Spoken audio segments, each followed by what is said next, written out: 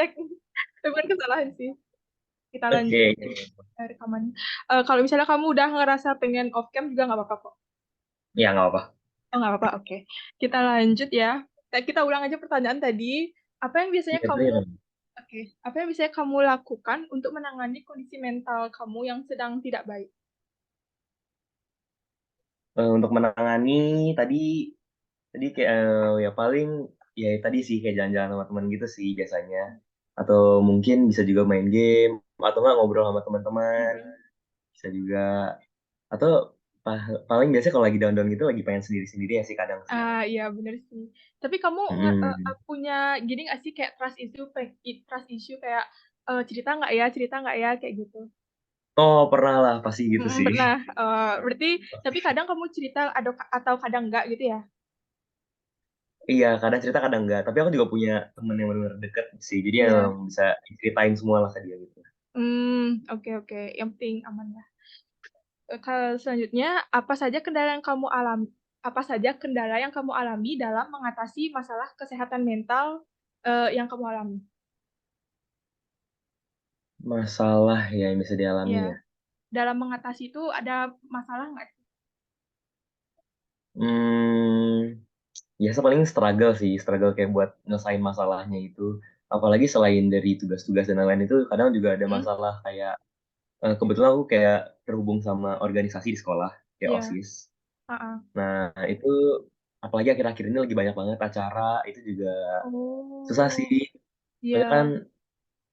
ada jadwal buat acaranya yang sebelum acaranya itu prepare. Nah, itu lumayan ribet. Paling struggle di situ ya dong sih kayak Mm. susah atur waktunya itu juga bisa. Oke, berarti permasalahanmu itu lebih ke misalnya kamu ngalamin masalah tapi kamu ada event lain gitu, jadi kayak susah susah nenangin Iya, masalahmu itu. Iya, oh, iya susah-susah atur waktunya bener-bener. gitu deh. Oke oke. Tapi kamu kayak punya support system gitu kan, kayak teman atau lingkungan keluarga atau gimana? Iya punya punya. Punya ya, oke. Nah, bagaimana sih cara kamu mengatasi kendala tersebut? Kayak misalnya tadi kamu capek event atau gimana itu kamu ngatasin itu gimana sih? Capek event, hmm, Mungkin ya biasanya mungkin jalanin dulu sih sampai selesai sih. oke oke. Mungkin sama Soalnya nggak kayak bisa kamu. ditinggalin juga ya. Hmm, ya misal itu dah kamu misalnya nih kamu habis ngadain event, lagi habis jalanin event terus kamu capek gitu. Nah, itu kamu ngapain biasanya? Rebahan sih, rebahan paling baik sih Rebahan. sebenarnya. Oke, berarti Rebahan cara sendirian di mm, kamar, oke, main berarti cara sendiri. ngatasinnya rebahan ya. Oke, oke. Nah, Ya, apakah dengan nah kan apakah kendala tersebut memperburuk keadaanmu? Jadi misalnya dengan kamu rebahan itu apakah itu semakin memperburuk atau memperbaik? kadang memperburuk, kadang Hah? memperbaiki. Itu kenapa? Kadang memperburuknya tuh kayak lagi rebahan, tiba-tiba ada yang belum diselesaikan gitu loh. Jadi karena Ya. pengen rebahan, terus kayak kelupaan, masih ada ini, ternyata masih ada itu. Ya, Oke. jadi gitu deh. Jadi nggak tenang. Abis itu ya baru deh stres lagi. Berarti pernah ngerasain nggak kayak misalnya keseringan rebahan ngerasa oh kurang produktif atau gimana gitu? Itu pernah Ah, gitu? sering lah. Pasti sering sih. Oke oke. Nah, kalau kamu pernah melakukan konseling, apakah kendala proses penanganan ini mempengaruhi proses konselingmu? Bentar, aku juga nggak ngerti pertanyaannya. Bentar ya. Jika kamu jika kamu pernah melakukan konseling, oh, nggak usah katanya. Oke, oke, yang tadi tuh di skip. Oke, Oke, oke.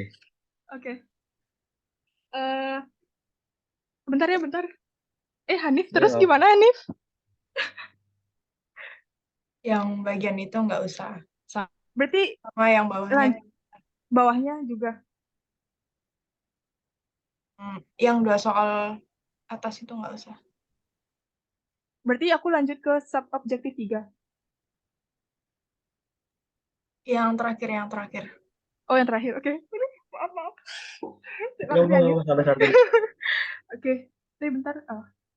Nah, yang selanjutnya, layanan kesehatan mana yang lebih kamu sukai, online atau offline? dan kenapa? Misalnya kamu pengen konseling tentang kesehatan mental kamu itu kamu lebih prefer online atau offline? Kayak lebih enak offline sih ya. Lebih enak ketemu langsung sih. Jadi lebih dapet gitu loh feel. Oke oke. Timbang Eh kalau bentar. online kan kadang banyak kendalanya sih kalau online ya. Tapi menurutmu apa sih bagusnya dari konseling online? Mungkin ada kayak mungkin kamu mager keluar gitu atau gimana? Hmm, kalau konseling online sih emang bener sih kayak Ah, pesannya tersampaikan. Cuman kadang kalau nyeritain kayak kurang dapet gitu feel-nya, mm, kurang dapet care-nya gitu loh. oke oke. Oh, oke, jadi sebentar, aku ada kelewatan satu pertanyaan. Jadi saat ini kan terdapat layanan penanganan kesehatan mental offline sama online nih. Menurutmu tentang kedua metode itu gimana? Offline itu gimana? Online itu gimana? Iya sama kayak tadi sih. Kalau yang offline sih Mm, menurut aku offline malah lebih enak ya. Kan mm, soalnya konseling tentang kesehatan mental. Kita ketemu secara langsung dengan orang itu, jadi orang itu bisa ngeliat sekaligus kayak kondisi fisik kita gimana, terus mm, kita ceritanya juga lebih enak. Soalnya kan kalau nggak tahu aku kurang tahu ya, kalau konseling itu biasanya empat mata kan ya, berdua iya, doang gitu kan. iya. Nah, ya kan gitu kan jadi lebih enak, Mm, berdua doang. oh, oke oke. Hmm, Kebayang kebayang. Oke, selanjutnya, apakah kamu pernah menggunakan layanan digital terkait kesehatan mental? sejauh ini belum pernah sih, Belum dan pernah ya? semoga ke depannya enggak ya. Iya, bener. Semoga kesehatan mental kamu tuh sehat terus gitu. Amin. Ya. Nah, oke, sebentar.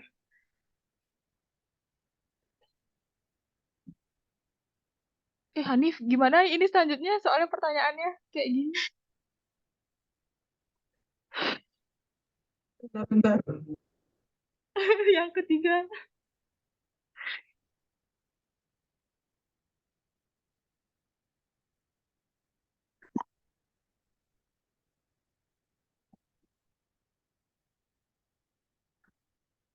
Mungkin langsung ke yang fitur aja. Itu ya, oke, oke. Makasih, Eh, Hanif. bentar, Oke, boleh selanjutnya. bentar nggak? Oh Aku, ya? aku keluarin anjing gua bentar ya. Oh ya, oke, oke. Satu Apa menit, satu apa? menit. Ya. Tadi Aduh, apa messed up. katanya? Tadi katanya Apa? Gimana? tadi dia bilang apa? Kamar mandi. Kamar mandi kayaknya. Oh, Heeh. Aduh, apa aku edit ya videoku? Halo, Oke, halo. lanjut. Halo, ya. Oh, iya. Kita lanjut. eh Misalnya nih, kamu pakai aplikasi kesehatan mental gitu. Fitur apa yang eh, paling sering kamu gunakan? Maksudnya, misalnya kamu ngebayangin aplikasi kesehatan mental itu fitur apa yang bakal paling sering kamu pakai? Fiturnya ada apa aja ya biasanya ya kalau kesehatan mental gitu ya? Oh iya, kalau kurang lebih itu kayak misalnya konseling itu kan misalnya bisa kirim pesan sama dokternya atau video call gitu sama dokternya. Terus misalnya kamu pengen meditasi atau dengerin musik-musik apa namanya yang musik-musik slow yang nenangin itu kayak suara hujan kayak gitu kira-kira. Nah, Oh, yang kayak di chat. oh ini ya. Yang paling sering aku pakai ya. Mm-mm. Kayaknya konseling deh ya. Konseling ya. Mm-mm. Oke Atau oke. enggak kayak tips kesehatan mental atau mungkin Mm. pencerahan kayaknya bisa juga sih. Oh ya, oke sebentar. Sebelumnya aku jelasin dulu ya, ini apa fitur kesehatan mental tuh ada apa aja. Mungkin aku bakal share, enggak deh. Nah, yang pertama tuh ada tes kesehatan mental kan. Coba ya, kamu bayangin aja nih ada tes kesehatan mental. Jadi tes kesehatan mental ini tes untuk mengukur tingkat kecemasan, stres, dan depresi. Jadi misalnya nih kamu mau konsul gitu ke psikolog, kamu ngadain tes dulu. Jadi biar psikolog itu tahu kamu ini lagi menghadapi masalah yang gimana dan kesehatan mentalmu itu gimana. Misalnya tuh kayak tes dilakukan sebelum konsultasi untuk mengetahui keadaan mental user. Terus juga eh, tes untuk mengetahui tingkat keparahan masalah kesehatan mental kamu itu seperti depresi, kualitas makanmu itu gimana, kualitas tidur, tes overthinking dan lainnya. Terus nanti nanti misalnya kamu udah ngisi tes kesehatan mental itu, data-data kamu tuh bakal disimpan gitu. Oke, mungkin agak pusing ini ya, tapi bayangin aja gitu. Nanti data-data tes kamu tuh bakal disimpan dan nanti psikolog kamu tuh bisa lihat gitu, oh lagi menghadapi masalah ini, nanti konsultasinya gimana. Itu sih untuk fitur tes kesehatan mental. Nah, yang kedua itu ada jurnal harian sama pemantau mood. Jadi fitur ini tuh untuk mencatat perasaan sama pemikiran yang muncul setiap hari gitu. Jadi bisa ada berupa mood tracker gitu, statistik. Jadi kamu bisa tahu dari statistik itu gimana sih mood kamu misalnya selama seminggu atau sebulan itu, misalnya detail emosinya positif atau negatif, atau misalnya negatif kenapa, positif kenapa gitu. Terus kita bisa juga frekuensi nulis bebas. Jadi misalnya kayak bikin diary gitu, kayak curhat nulis gitu. Jadi terus ada juga voice note journaling. Jadi itu kayak kamu curhat aja gitu sendiri tapi pakai voice note gitu. Terus ada report tentang mood kamu gimana selama kurun waktu tertentu atau rata-rata mood kamu itu gimana. Nah, itu untuk jurnal harian, fitur jurnal harian sama pemantau mood. Kebayangkan ya, kayak ada mood tracker gitu. Ya, kita bisa nulis diary gitu. Nah, terus yang ketiga tuh ada dukungan kelompok. Jadi, fitur ini tuh menghubungkan pengguna dengan kelompok dukungan online. Jadi, dengan ada fitur ini tuh kamu bisa saling sharing cerita gitu sama pengguna aplikasi ini juga. Jadi, mungkin kan sama-sama pernah ngalamin masalah kesehatan mental ya, mungkin kita bisa sharing gimana sih cara ngatasinnya dan bisa saling ngasih dukungan gitu ke sesama uh, penderita kesehatan mental gitu ya. Bisa tanya jawab juga gitu. Nah, terus ada fitur di fitur dukungan kelompok ini ada fitur pencerahan. Jadi di mana itu bakal nampilin frasa positif atau kata-kata bijak untuk membantu mengatasi perasaan negatif. Nah, itu biasanya ada di loading ganti halaman. Jadi misalnya kamu buka aplikasi loading itu tuh bakal ada quote-quotes gitu loh, kayak mungkin bakal nenangin kamu atau gimana. Nah itu untuk fitur pencerahannya. Nah, yang selanjutnya itu ada fitur konseling online. Seperti yang tadi aku udah kasih tahu, itu tuh kita bisa konsul sama psikolognya itu entah ada berupa chat, video, atau voice, atau kita bisa juga booking untuk offline. Nah, itu juga bakal ada harganya, ada tingkatannya berdasarkan pengalaman, offline atau online, dan durasi sesinya. Terus juga ada metode pembayarannya seperti e-commerce, e-wallet, transfer bank, m-banking, dan semacamnya. Terus fitur yang terakhir tuh ada meditasi. Itu menyediakan latihan meditasi yang seperti aku sebelumnya kasih tahu itu ada teknik relaksasi, pernapasan untuk membantu meredakan stres dan kecemasan kamu. Itu tuh ada nyediain kategori juga. Ada kategori untuk stres dan kecemasan, produktivitas, meditasi, dan lain-lainnya. Nah, kita itu bayangan dari fitur aplikasi kesehatan mental. Nah, sekarang aku mau lanjut. Bentar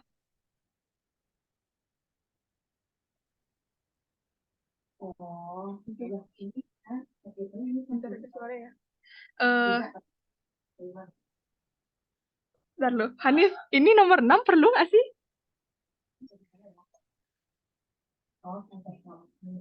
Halo Hanif.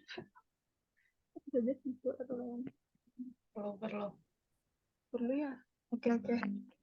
Oke, yang selanjutnya apa saja fitur atau layanan yang kurang diperhatikan oleh aplikasi layanan kesehatan mental saat ini namun menurutmu sangat dibutuhkan?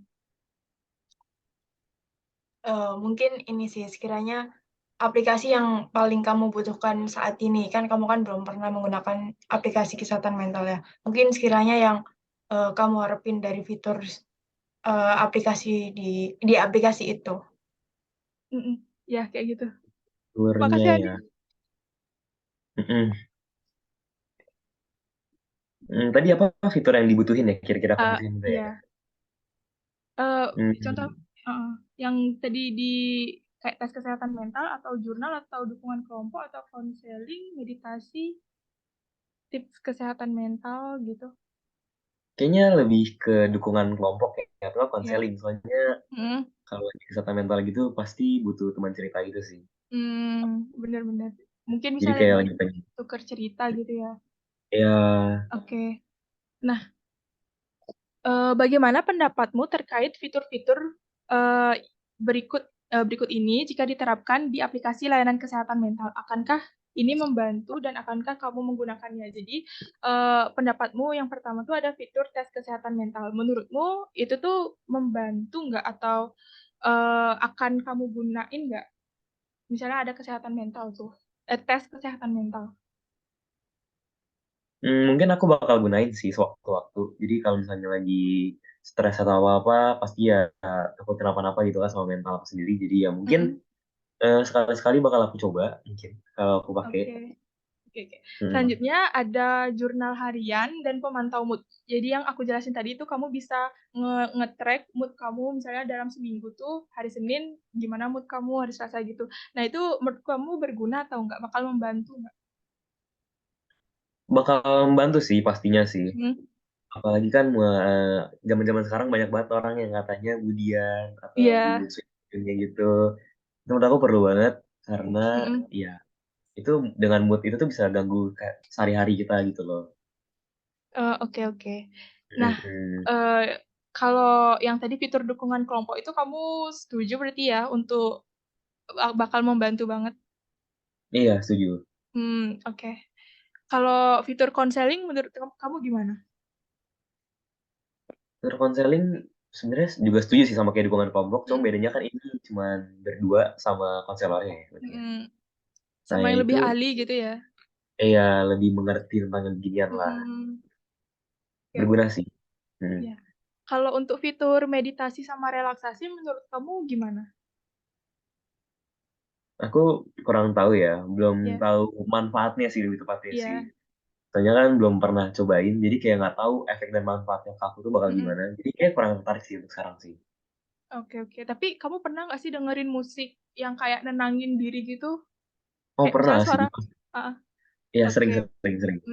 Oke. Misalnya ya fitur itu ada, kamu prefer gimana sih? Maksudnya kamu dengerin musik itu tuh kamu prefer di aplikasi yang udah besar kayak YouTube, Spotify, atau menurut kamu bisa dimasukin nih ke aplikasi kesehatan mental?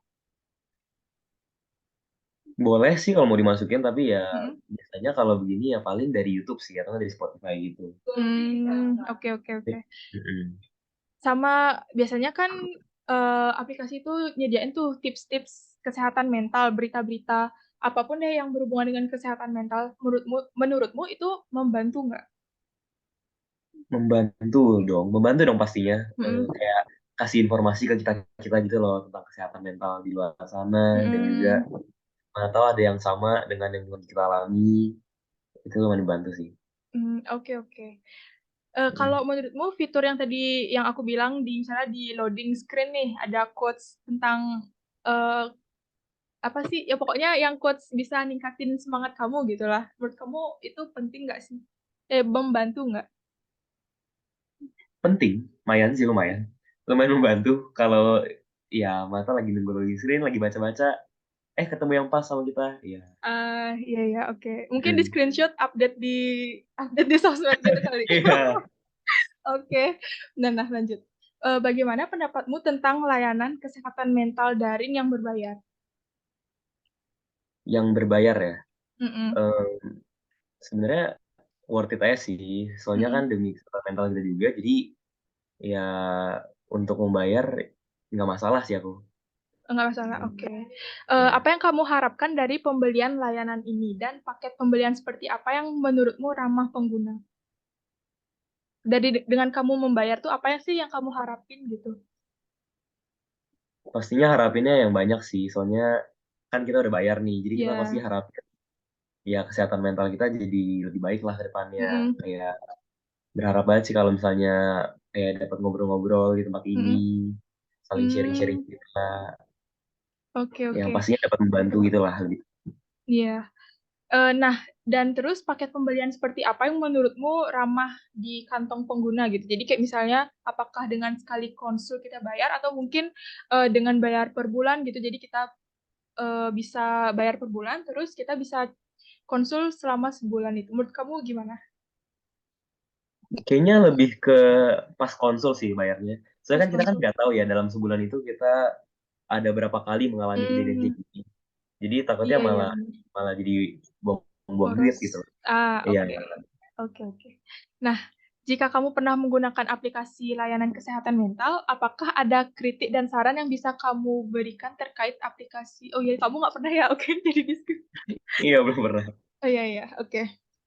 Eh, oke, pertanyaannya sih segitu aja ya. Makasih ya, Owen, udah mau berpartisipasi dan mohon maaf kalau selama interview itu ada kesalahan pengucapan kata atau tidak lancar selama interview ada kesalahan teknis atau apa gitu. Iya.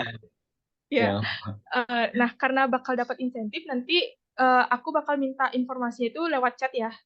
Iya oke. Oke. Makasih ya On udah menghadiri interview ini. Semoga nanti sukses untuk tim kita, timnya Jovita. Amin. Oke, makasih ya On. Oke, makasih juga Kak. Ya, makasih boleh live ya. Iya,